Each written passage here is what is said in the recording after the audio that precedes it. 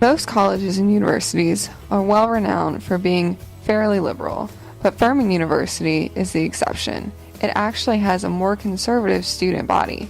So, what do social justice groups like Amnesty International do at a campus like Furman? What is its role, and what do its members strive to achieve?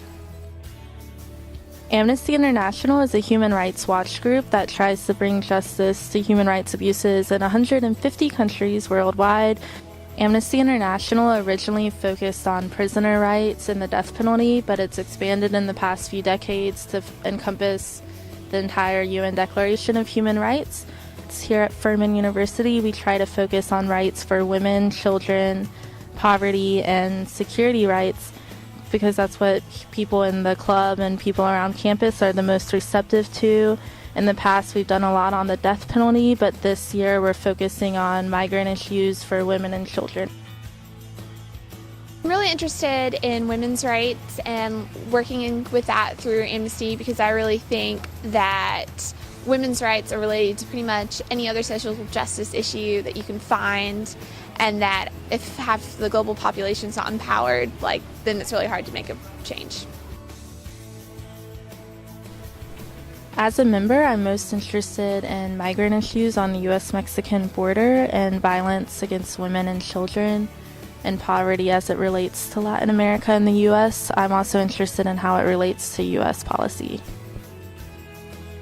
One of my biggest interests with Amnesty International is working with torture and interrogation techniques. However, that was something which the club has really harped on in the past few years. So I really hope we work more on refugee and migrant rights this year, because that is something relevant, especially to the U.S.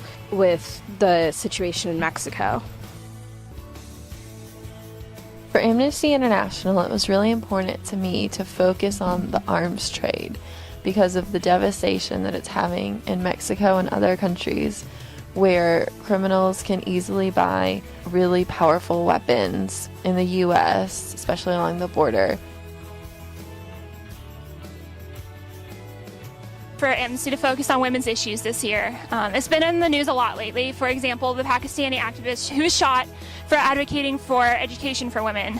So it's a really big deal, and I'm excited we're going to focus on it this year.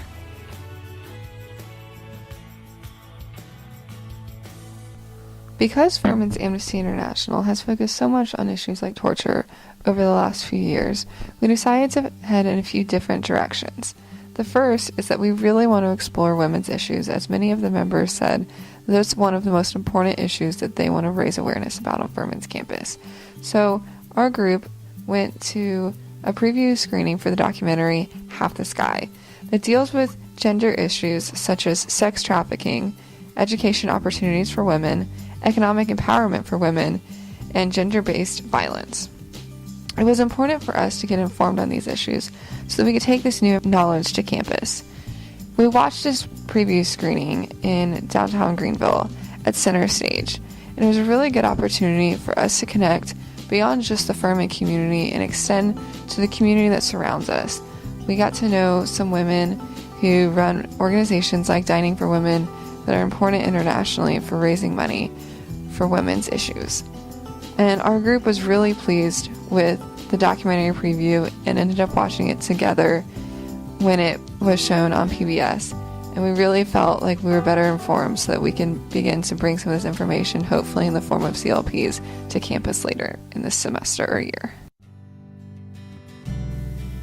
Another really important topic that Amnesty International wants to focus on this semester at Furman is the arms trade. As a result of armed conflict, thousands of people are killed, raped, injured, and forced to flee their homes. And this is all because we have such a poorly regulated global trade of weapons that has a very evident human cost. This campaign really hit home when we read that there are actually stronger trade regulations for bananas than there are for weapons that are resulting in killing these thousands of people globally. So we felt that the Furman community could really use this opportunity to raise awareness about the problem. We, as members, signed a petition to make sure that stronger arms trade agreements were set globally. But we're also trying to do some things around Furman's campus to raise awareness about the seriousness of this problem.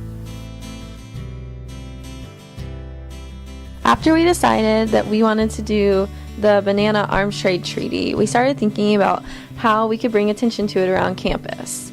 And one of the projects that we came up with was banana facts. So pretty much we plan to cut out bananas out of construction paper in bright yellow paper and hang them from trees or other noticeable places around campus and write facts on them related to the Arms Trade Treaty, such as the fact that 60% of human rights violations involve small arms or light weapons, or 1 person every minute is killed by armed violence. We hope that this will bring attention to the cause. And then we also plan to make posters that point out these injustices, such as the fact that bananas have more regulations in their crossing of borders than guns. And we hope that we'll be able to bring a lot of attention to it around campus. However, during our CLP events this semester, we're also hoping to emphasize the fact that this isn't just an international problem. In fact, it's really affecting the U.S. as well, causing large numbers of immigrants, often undocumented, from Mexico and Central America, to come fleeing to the U.S. in order to avoid the violence that's plaguing their nations. So, overall, Amnesty International is hoping this semester to raise awareness about important issues involving women and the arms trade and the violence that's resulting from it, in order to raise awareness about the issues of social justice that face our community and our world.